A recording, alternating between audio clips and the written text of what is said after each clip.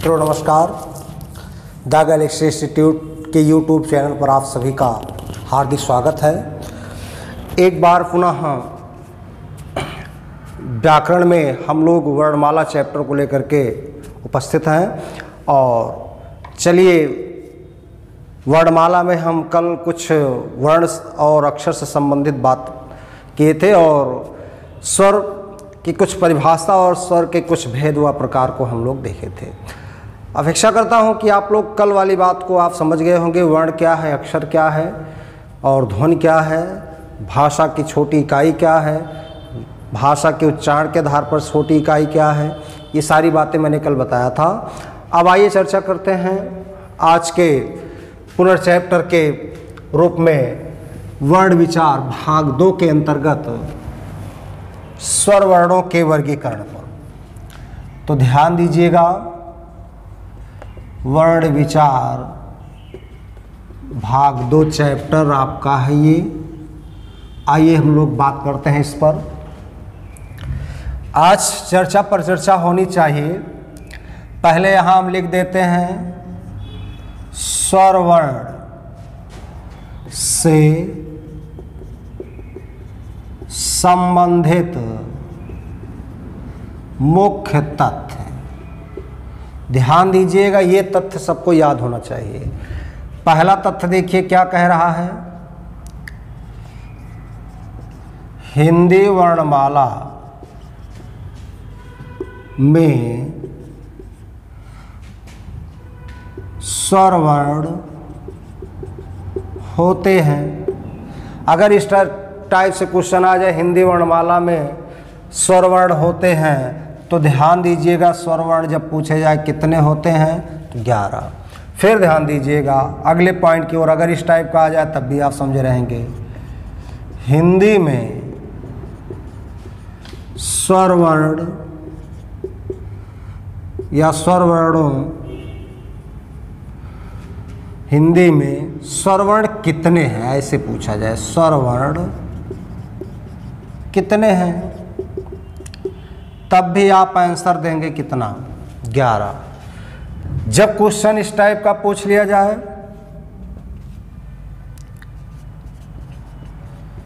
उच्चारण के आधार पर स्वर वर्ण या स्वर कितने होते हैं, तब आप कहेंगे 10। और ध्यान दीजिएगा, सब बहुत महत्वपूर्ण चीज़ें हैं। जब पूछ लिया जाए शुद्ध रूप से स्वर वर्ण कितने हैं, तब भी आप कहेंगे 10। फिर आपसे देखिए क्वेश्चन कैसे पूछा जाएगा। कामता प्रसाद गुरु ने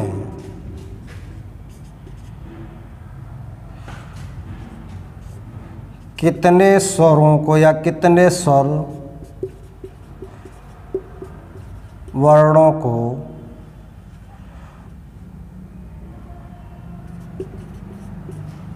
स्वर के अंतर्गत रखा है।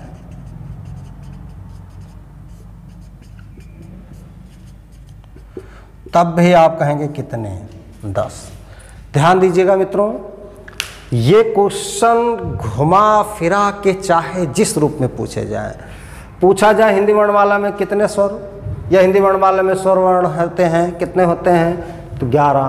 पूछ लिया जाए हिंदी में स्वर वर्ण कितने, तब भी कहोगे 11। जब थोड़ा क्वेश्चन लेवल बढ़ा के आ जाए कि उच्चारण के आधार पर स्वर कितने होते हैं तो क्या कहेंगे, 10 होते हैं। पूछा जाए शुद्ध रूप से स्वर वर्ण कितने, तब भी 10।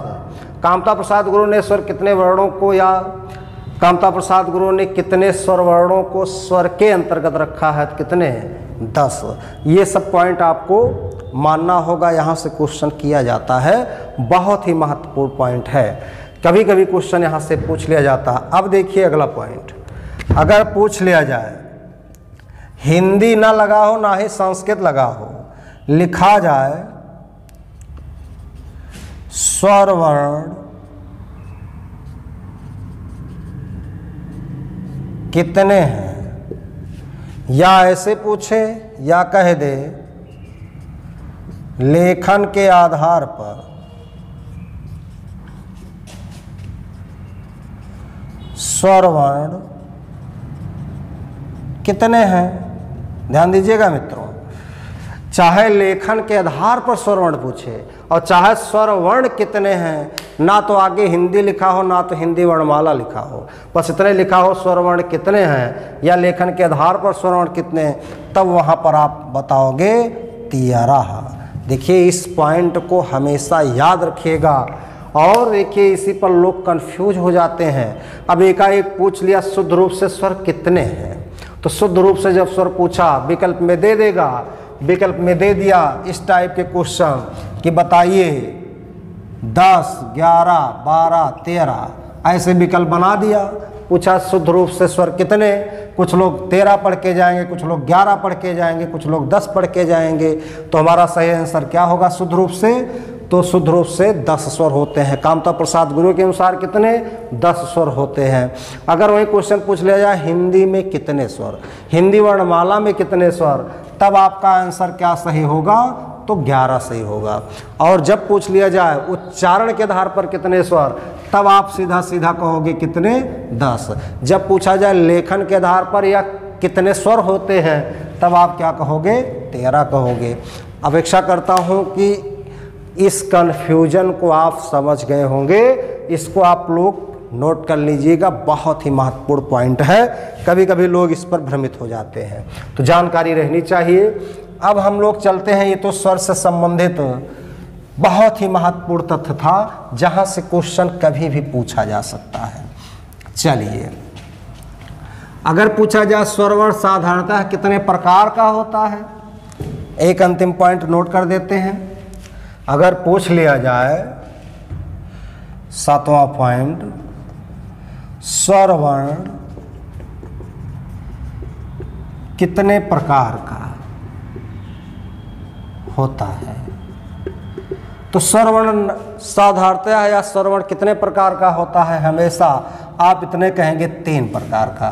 तीनों का नाम मैंने कल लिखाया था, कौन कौन स्वर, ह्रस्व स्वर, दीर्घ स्वर और संयुक्त स्वर। इस तरह से इस पॉइंट को मैंने कल लिखाया था। तो जब पूछे स्वर वर्ण कितने प्रकार का होता है, तो स्वर वर्ण कितने प्रकार का, 3 प्रकार का। और जब पूछा जाए कि बताओ हिंदी वर्णमाला में कुल कितने स्वर हैं या हिंदी में कितने स्वर हैं, तो 11 हैं। ठीक, इस पॉइंट को आप समझ गए होंगे।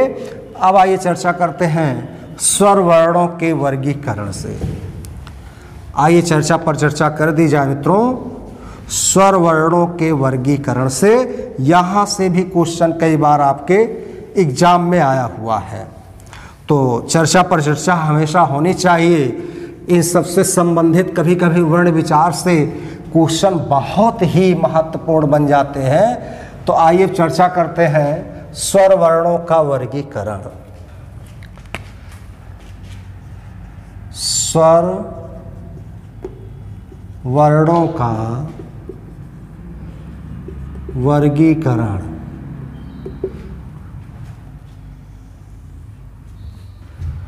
स्वर वर्णों का वर्गीकरण, ध्यान दीजिएगा। वर्गीकरण हमेशा आधार पर किया जाए, तो पहला आधार देखते हैं मात्रा के आधार पर स्वर वर्ण। पहली बात, मात्रा के आधार पर जैसे लिखा मिल गया, यहाँ से क्वेश्चन देखिए, एक पॉइंट बना मात्रा क्या चीज़ है। पहले हम मात्रा को कंफर्म कर लेते हैं। ध्यान दीजिएगा, मात्रा है क्या चीज़, किसी वर्ण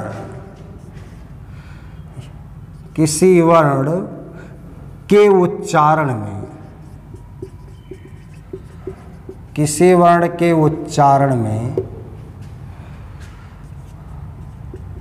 लगने वाला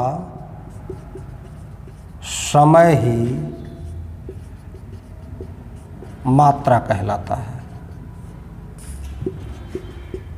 किसी वर्ण के उच्चारण में लगने वाला जो समय होता है उसे हम क्या कहते हैं? उसे हम मात्रा कहते हैं। ध्यान दीजिएगा, कभी कभी क्वेश्चन आता है कि मात्रा की संख्या कितनी है, तो ध्यान दीजिएगा, मात्राओं की कुल संख्या कितनी है? तो ध्यान दीजिए, बहुत ही महत्वपूर्ण है। इनकी कुल संख्या अगर पूछे कितनी है तो कितनी है? 10 है। पहले 10 के नाम लिख लेते हैं, कौन कौन? ध्यान दीजिए, पहले स्वर लिख देते हैं, आ,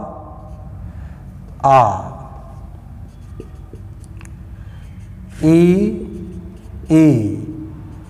ऊ,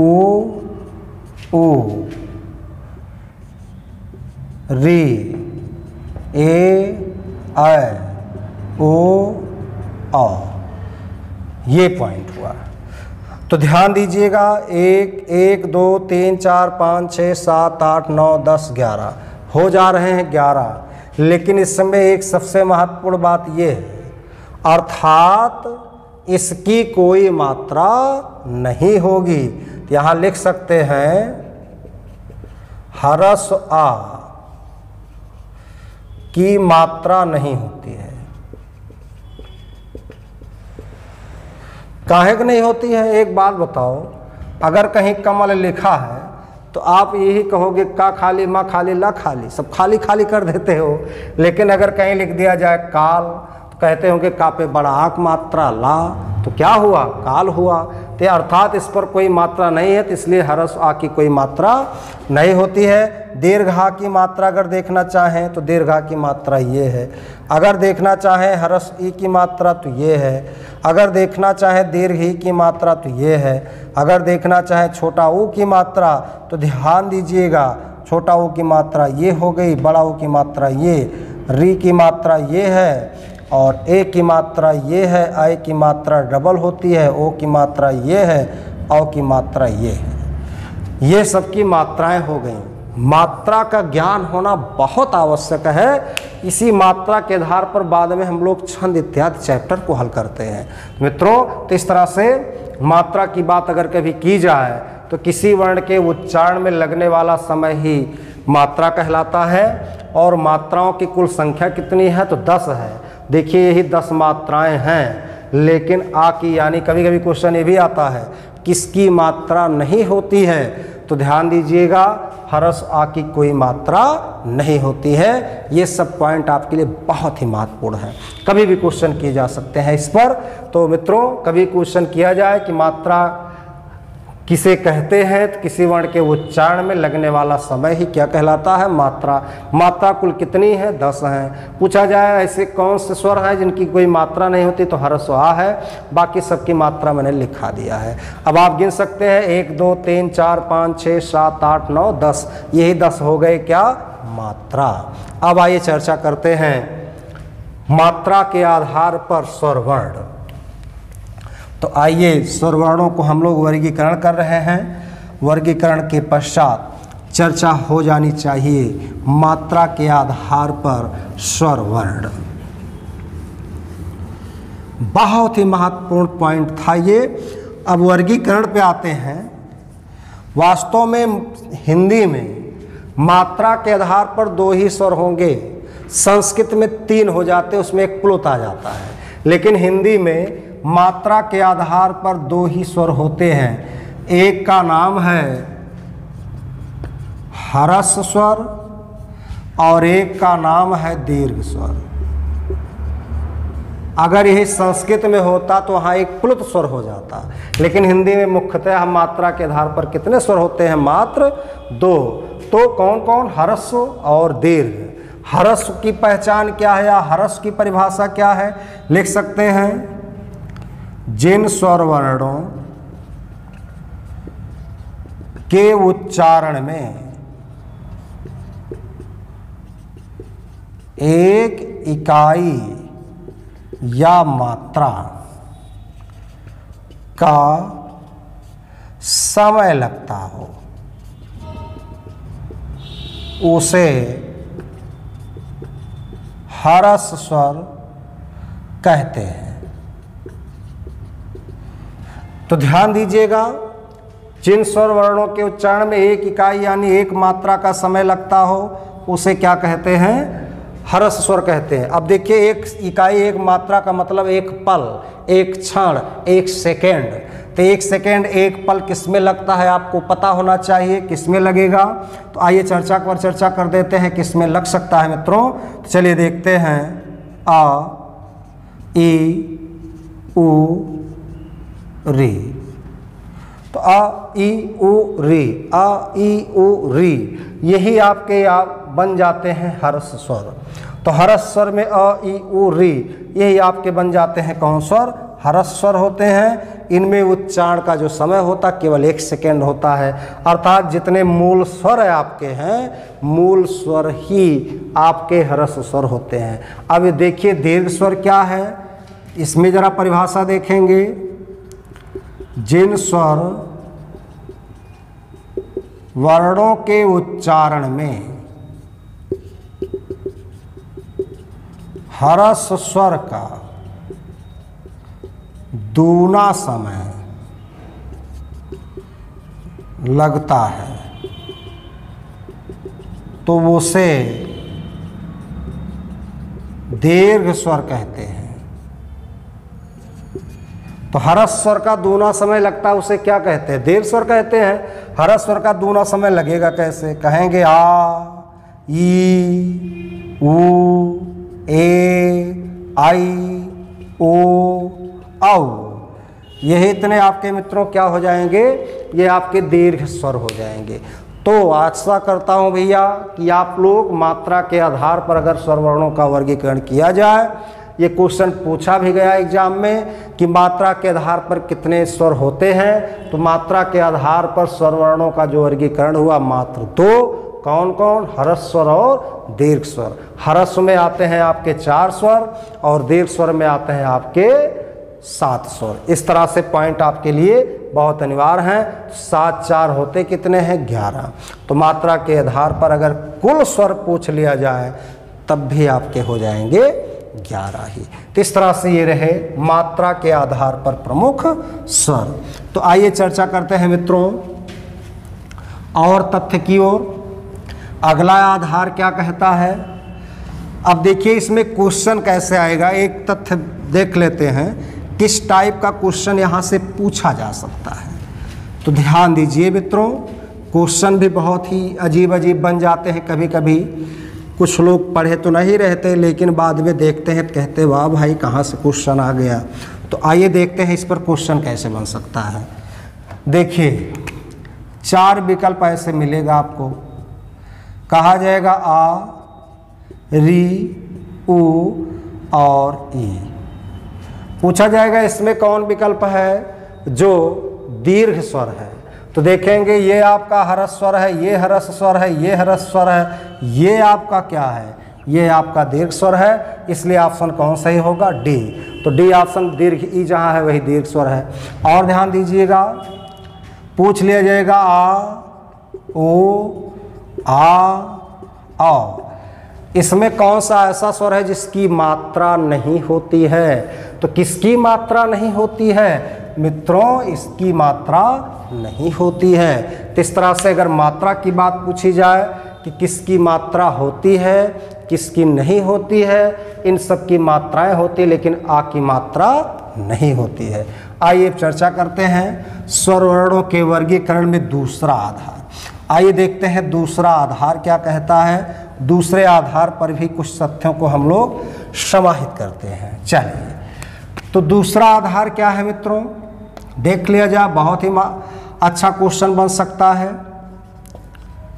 जिह्वा, जिह्वा माने जिह्व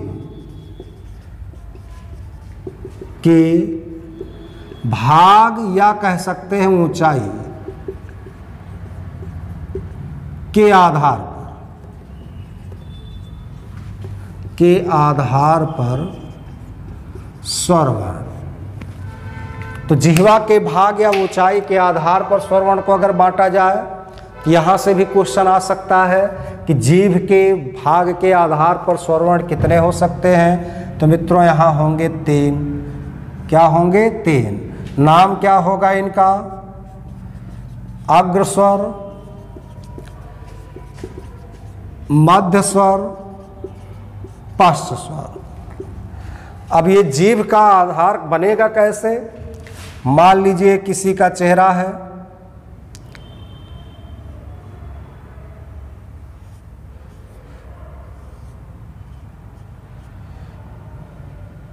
ध्यान दीजिए,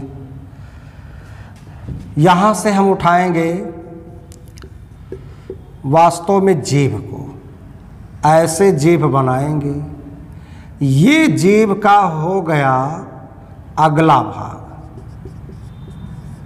और ये जीभ का हो गया मध्य भाग और ये जीभ का हो गया पश्चिम भाग। ध्यान दीजिएगा, जब हम आप कहते होंगे अर्थात जो जीभ के अगले भाग से उच्चारण होता हो उसे कहेंगे अग्रस्वर। नाम से लग रहा, जो जीभ के बीच से उच्चारण होता हो उनको कहेंगे मध्य स्वर, और जो जीभ के सबसे पिछले हिस्से से, जहाँ से जीभ की जड़ निकली है वहाँ से उच्चारण होता है तो उसे क्या कहते हैं? पश्च स्वर। देखिए कैसे इसकी बात की जाए। जैसे आप कहिए ई, ए, आई। जब आप कहते होंगे ई, ए, आई, तो देखिए जिह्वा का जो अगला भाग, मुख का अगला भाग है, उसी जिह्वा के अगले भाग से ही इनका उच्चारण होता है। इसलिए ई, ए, ऐ को कैसा स्वर कहते हैं? अग्र स्वर कहते हैं। अब देखिए मध्य स्वर क्या है? मध्य स्वर में केवल ह्रस्व आ आता है। क्यों? क्योंकि जब इनका उच्चारण होता है कहते होंगे अ, तो अ कहते समय बीच में ही ध्वनि उच्चरित हो जाती है। लेकिन जब आप कहते होंगे आ कहते समय एकदम अंदर से आवाज निकालनी पड़ रही है आ, फिर उसके बाद कहेंगे ऊ, ओ, आ, तो आ, ऊ, ओ, आ, ऐसे कहने पर इनका उच्चारण वास्तव में पिछले भाग से हो जाता है। एक बाहरी वर्ण है जिसको आगत वर्ण कहते हैं, ये भी इसे समाहित कर दिया जाता है। ये भी कहा जाता है आ, अर्थात अंदर से आवाज निकाली जा रही है। तो जिह्वा के भाग या ऊंचाई के आधार पर मित्रों कितने स्वर होते हैं? 3 स्वर होते हैं। तीनों के नाम क्या हैं? तीनों के नाम क्या हैं? अग्र स्वर, मध्य स्वर और पश्च स्वर। अग्र का तात्पर्य क्या हो गया? ई, ए, ऐ। मध्य में अ, पश्चिम में आ, ऊ, ओ, औ। यानी एक बार मुख खोलिए, सबसे गहराई वाले जिह्वा के भाग से इनका उच्चारण कर दो। देखिए यहाँ जैसे लगता है जब कहते होंगे ई में यहीं से उच्चारण हो जाता है, और जब कहते होंगे अ, आसानी से कहेंगे ह्रस्व तो मध्य में। अगर वही थोड़ा तेज बोल दिए आ, तो यहाँ से निकल गया। तो इस तरह से हो गए जिह्वा के भाग के आधार पर या जिह्वा की ऊंचाई के आधार पर स्वर। कै प्रकार के? 3। कौन कौन? अग्र, मध्य, पश्च, यही 3 प्रकार के हो जाते हैं। तो मित्रों इसे भी आप लोग समझ गए होंगे। अब देखिए एक क्वेश्चन कैसे बनता है, क्वेश्चन किस टाइप का बन जाता है, आइए इसकी भी बात थोड़ी कर लेते हैं। चलिए देखते हैं। अग्र, मध्य, पश्च। आपको बताना होगा इन तीनों में आपका दीर्घ आ कहाँ रहेगा। बताओ भाई फटाफट कमेंट करके आप लोग। जिसका आंसर आएगा भाई कमेंट के माध्यम से उसको जरूर देख लिया जाएगा। तो बताएं आ किस प्रकार का स्वर है। आप लोग तुरंत लिखिए कौन सा स्वर है, अग्र है कि मध्य है कि पश्च है, जानकारी आपको होनी चाहिए। तो आ किस प्रकार का स्वर है? पश्च है। तो इस तरह से जिनका सही रहा होगा वो सही हुआ। आइए चर्चा करते हैं। जैसे आपसे कोई कह दे कि जरा बताइएगा ये स्वर कहाँ होगा, तो ये स्वर कहाँ होगा? आ, मध्य में रहेगा। अगर वहीं पूछ लिया जाए ई, ये कहाँ होगा, यह आपका हो जाएगा अग्र स्वर। तो इस टाइप के क्वेश्चन बनते हैं। अच्छा इसमें री को क्यों नहीं समाहित किया गया? जब वास्तव में वर्गीकरण के आधार पर देखते हैं तथ्यों को, तो उसमें कुछ तथ्य ऐसे हैं जो री को रा के समान मान करके उसे हटा देते हैं व्याकरणाचार्य। तो हमारे हिंदी की जो पाणिनि हैं कामता प्रसाद गुरु ने, उन्होंने क्या कहा कि जब वर्गीकरण किया जाए तो री का नाम ना लिया जाए। क्यों? क्योंकि उच्चारण जब किया जाता है या उच्चारण के दौरान री रा के रूप में निकलता है, इसीलिए उसे कहीं कहीं व्यंजन में समाहित कर दिया जाता है, तो चर्चाएं हो जानी चाहिए। तो अग्र, मध्य और पश्च कितने प्रकार के स्वर हो जाते हैं? 3 प्रकार के। तो तीनों की बातें हम आपको पढ़ा चुके हैं। आइए चर्चा करते हैं अगले तथ्य की ओर। आइए देखें अगला तथ्य क्या कहता है। चर्चा पर चर्चा इस पर भी होनी चाहिए। तो चलिए मित्रों देखते हैं अगला तथ्य क्या कहता है, अगला आधार क्या कहता है। तो चलिए चर्चा पर चर्चा हो जानी चाहिए। तीसरा आधार देखते हैं मित्रों। तीसरा आधार कह रहा है ओठ यानी ओष्ठ,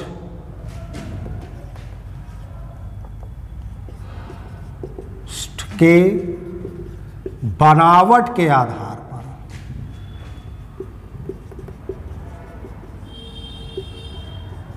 स्वर वर्ण।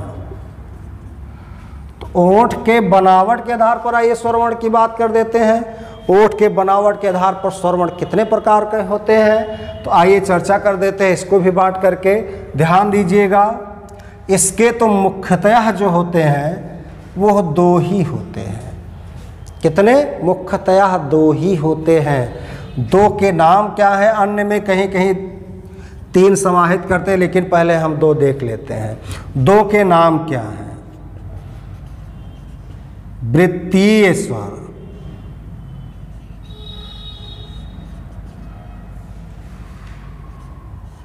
या इसी का देखिए नाम क्या है?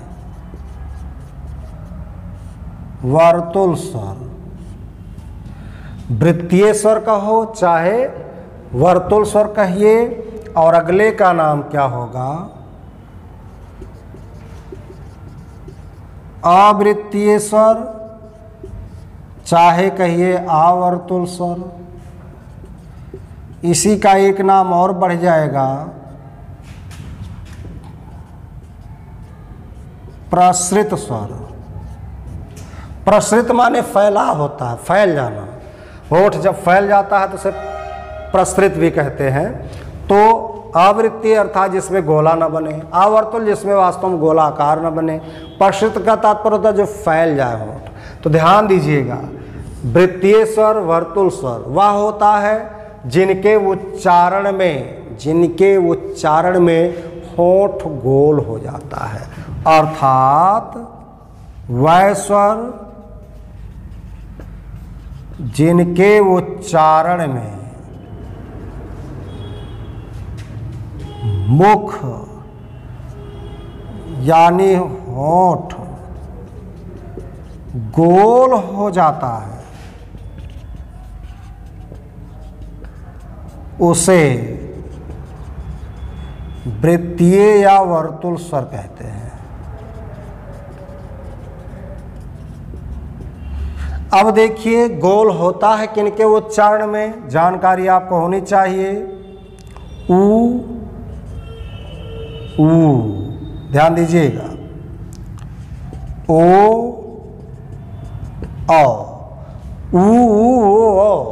इसी में और भी जोड़ देते हैं तो आपका ये भी आ जाता आ। तो आ। इनके कहने पर देखिए होठ थोड़ा गोल हो जाता है, इसलिए इनको वृत्तीय स्वर या वर्तुल स्वर के नाम से जान लिया जाता है। अच्छा, किनके उच्चारण में वृत्त ही नहीं बनेगा? बोल करके भी देख लीजिए, देखिएगा इनके उच्चारण में वृत्त नहीं बनता है। जैसे हुआ ई, फिर रहेगा ए, देखिए इनके उच्चारण में वृत्त नहीं बनता है। अब जैसे पूछ लिया गया कि बताइए ई कैसा स्वर, तो जब ई कहते हो देखो पसर गवा कि नहीं होठ, तो भैया जब प्रसृत हो गया, फैल गया, तो इसको प्रसृत। अवर्तुल मतलब गोल ना हो, आवृत्ति जिसमें वृत्त ना बने, तो ये आपके ई ए, ये है आपके कैसे स्वर होते हैं? आवृत्तीय स्वर या आवर्तुल स्वर। ध्यान दीजिएगा, कुछ लोग क्या करते हैं, री को कहाँ ले जाके पटक देते हैं, उसे कहते हैं ये अर्ध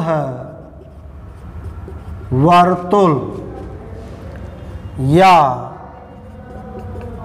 अर्धवृत्तीय स्वर है। किसको? री को।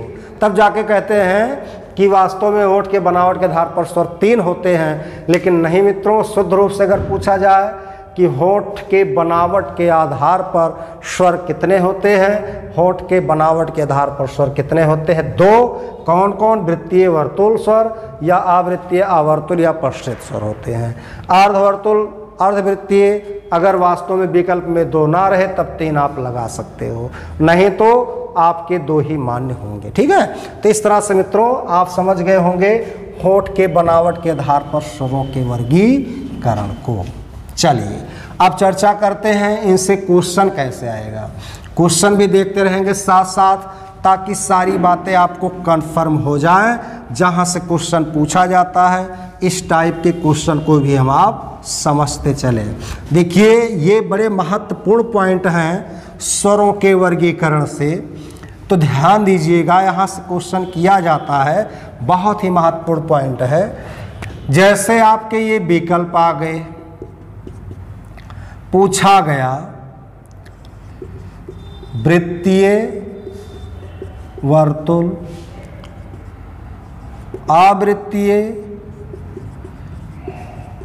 आवर्तुल, प्रश्रित, अर्धवृत्तीय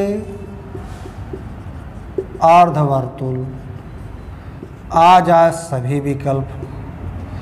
आपसे पूछा जाए बताइए इनमें कौन सा विकल्प है जो हरस ई के लिए सही होगा, तो फटाफट बताएं भाई सभी लोग। हरस ई क्या होगा? वृत्तीय होगा कि आवृत्तीय?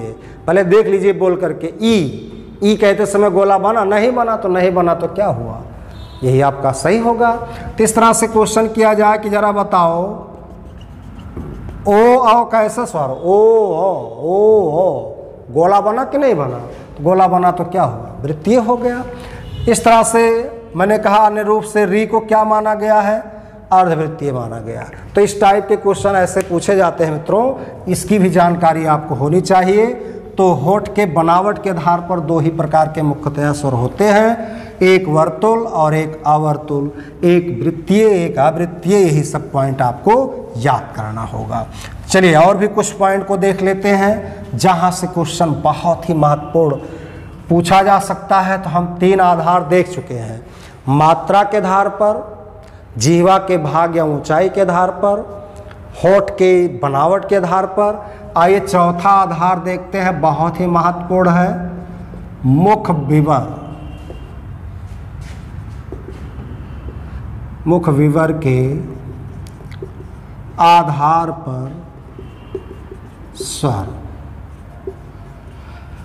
देखिए मुख विवर, मुख का तात्पर्य मुंह से हुआ, विवर माने बिल, यानी जब हम आप बोलते हैं किसी स्वर को तो मुख में कितना बड़ा बिल बनता है, उस बिल के आधार पर देखो स्वरों को कितना बढ़िया बांट दिया गया है। तो चर्चा पर चर्चा यहाँ से भी की जानी चाहिए कि मुख विवर के आधार पर कितने होते हैं। तो ध्यान दीजिएगा, इसमें निम्नलिखित कितने होते हैं? 4। चारों के नाम थोड़ा लिख देते हैं। 4 कौन कौन है वो? विवृत स्वर, फिर ध्यान दीजिएगा संवृत स्वर, अर्धविवृत स्वर, अर्ध संवृत स्वर। इस तरह से मित्रों कई प्रकार के हो गए? 4। विवृत का मतलब समझ लीजिए, बाकी चीजें समझ में आ जाएंगी। विवृत माने खुला हुआ, अर्थात जिनके उच्चारण में स्वर तंत्रियों का जो मार्ग होता, मुख का जो मार्ग होता है ये खुला रहता है, इसे हम क्या कहते हैं? विवृत कहते हैं। तो एक बात देखिए, कभी कभी बोल करके जब आप कहते होंगे आ कहते समय ऐसा लग रहा है जैसे आप अंदर से सारे कचरे को निकाल रहे लेकिन बिना बाधा के। तो ध्यान दीजिएगा, इनके उच्चारण में मुख क्या होता है? पूरा खुला रहता है। तब आप कहते हो आ कहते समय वायु कहीं रुकती नहीं है, मुख पूर्णतः खुला रहता है, इसलिए इसको क्या कहते हैं? विवृत। अब देखिए संवृत माने क्या होता है? संवृत माने होता है ढका या बंद। ढका या बंद हुआ। ढका या बंद क्या है? जिनके उच्चारण में वास्तव में ऐसा लगता हो कि हवाओं को कहीं उच्चारण के दौरान अवरोध उत्पन्न हो रहा हो। अर्थात बीच बीच में ब्रेकर पड़ जा रहा हो, वहीं हवाएं बंद हो जा रही हैं, मुख का आंतरिक मार्ग बंद हो जा रहा है, उसी का नाम क्या होता है? समृत होता है। तो देखिए ढकने वाले हैं कौन कौन। जब आप कहते होंगे ई उ कहते होंगे ई कहते समय ऐसा लगता है जैसे ही ब्रेकर लग गया, उ यही ब्रेकर लग गया। ई उ जब बोलते हैं इनका नाम क्या होता है? समृत हो जाता है। अर्ध विवृत आइए, अर्थात विवृत में आपका बड़ा आ गया तो अर्ध विवृत में इनके छोटा भाई आएगा आ। अब इसी में देखिए, इसी में साथ साथ आई और औ भी सम्मिलित कर लेंगे। आई औ यही ऐ और औ को भी सम्मिलित कर देते हैं किसमें? अर्ध विवृत, अर्थात इसमें थोड़ा सा मार्ग खुल जाता है, अर्थात मुख का आंतरिक भाग खुल जाता है, लेकिन कितना? आधा। तो आधा खुलने पर जो उच्चारण होता है तो अ आई औ ये हो गया। अच्छा, आधा ढक जाता है, वो क्या होगा? इसमें इन्हीं के छोटे भाई होंगे, तो इनके छोटे भाई आइए देख लेते हैं क्या है। ए और ओ ये क्या होंगे? अर्ध समृत स्वर। तो अर्ध समृत स्वर में ए ओ, अर्ध विवृत में आ आई औ, समृत विवृत ये दोनों ध्यान दीजिए। विवृत में एक मात्र अक्षर आ, समृत में ई उ, अर्थात छोटकी बड़की छोटकू बड़कू। तो छोटकी बड़की छोटकू बड़कू का हैं? समृत हैं, लेकिन विवृत में विवृत बड़ा। इस तरह से अर्ध विवृत में क्या हुआ? छोटा अर्थात ह्रस्व आई और औ भी आ गया। और अर्ध समृत में क्या है? ए और ओ, ए ओ आपके अर्ध समृत। आई औ अर्ध विवृत, अर्ध विवृत आई औ, अर्ध समृत ए ओ, ह्रस्व अर्ध विवृत। इस तरह से ह्रस्व आ और आई औ ये हो गए अर्ध विवृत, और अर्ध समृत में ए और ओ हो गए। ये पॉइंट हो गए। अब आपसे ऐसे मिटा करके क्वेश्चन पूछ लिया जाए कि कौन सा स्वर कौन विकल्प में हो सकता है, तो जानकारी आपको होनी चाहिए। ध्यान दीजिएगा, बताइएगा इन चारों में आपका ह्रस्व आ कहाँ होगा? बताइए, विवृत है कि समृत है, कि अर्ध विवृत है कि अर्ध समृत? बताइए, ह्रस्व आ कहाँ होगा मित्रों? कहाँ होगा? अर्ध विवृत में। अगर यही दीर्घ आ कर दीजिए तो कहाँ होगा? विवृत में। आपसे पूछ लिया जाए छोटकी बड़की छोटकू बड़कू कहाँ थे? छोटकी बड़कू छोटकू बड़कू कहाँ थे? समृत स्वर में थे। अगर पूछ लिया जाए ह्रस्व आ ऐ और औ ये विकल्प कहाँ होंगे? आ आई औ कहाँ थे? अर्ध विवृत में। अगर यही छोटे भाई बन जाएं और आ यहाँ से हट जाए तो ए और ओ कहाँ थे? अर्ध समृत में। तो अपेक्षा करता हूँ इस पॉइंट को भी आप लोग समझ गए होंगे। तो जहाँ से क्वेश्चन किया जाना चाहिए यह आपके लिए बहुत हितकर था। विवृत, समृत, अर्ध विवृत, अर्ध समृत, ये सारे स्वर की गणना आपके द्वारा वास्तव में की जानी चाहिए। यहाँ से भी क्वेश्चन आता है, ये आपके लिए बहुत ही महत्वपूर्ण है, जहाँ से क्वेश्चन किया जा सकता है। तो चर्चा पर चर्चा होनी चाहिए, इसकी कल्पना वास्तव में आपके लिए बहुत ही मजबूती के साथ समझना चाहिए। अंतिम पांचवा रूप देखते हैं, पेशीय तनाव के आधार पर स्वर वर्ण। ये पेशीय तनाव कैसा है भैया?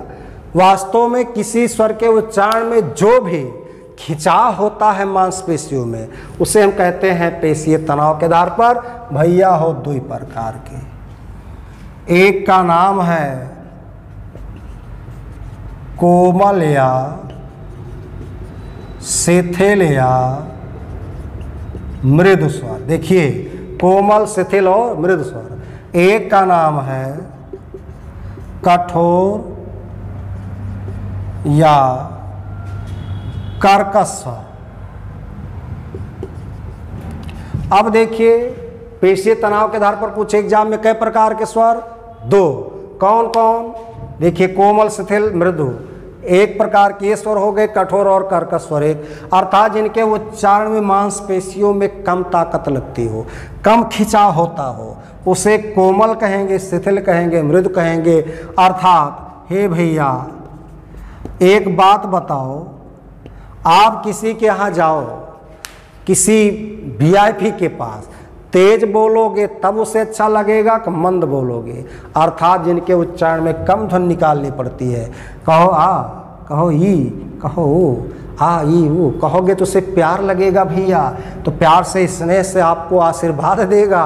और ध्यान दीजिए, तब कहेंगे कोमल स्वर, शिथिल स्वर और मृदु स्वर हो जाएगा। क्या क्या?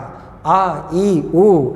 अगर तनिको भैया बढ़ायो स्पीड अपनी, जहाँ कहो करे कान के पास जाके क्या आ कहने पर तुरंत थप्पड़ खींच के देगा मेरे भाई, क्योंकि उसे सुनने में कर्कश मालूम हो रहा, कड़वा महसूस हो रहा है। तो इस तरह से ई ऊ, जितने बड़का बड़का सब बड़े कठोर हैं और सब छोटके छोटके कहाँ हैं भैया? कोमल हैं, शिथिल हैं और मृदु हैं। तो अपेक्षा करता हूँ कि स्वर के वर्गीकरण को आप पहचान गए होंगे। और ध्यान दीजिएगा, इस वर्गीकरण को कल आप लोग तैयार करके आइएगा मजबूती के साथ, ताकि हम आपकी बात को समझ पाएँ। और जितने लिखाए गए हैं इसका एक बार पुनर्अभ्यास में कल कराऊंगा, लेकिन आप लोग तैयारी के साथ रहिएगा ताकि ये बातें आपके लिए बहुत ही हितकर हो जाएं। तो वीडियो को देखने के बाद आप लोग को जैसा लगे, आप लोग कमेंट के माध्यम से कमेंट जरूर कर सकते हैं। आपके अंदर कोई प्रश्न अगर उठता है तो कमेंट के माध्यम से प्रश्न भी कर सकते हैं। प्रश्न का जवाब आपको अगले वीडियो में दे दिया जाएगा। धन्यवाद।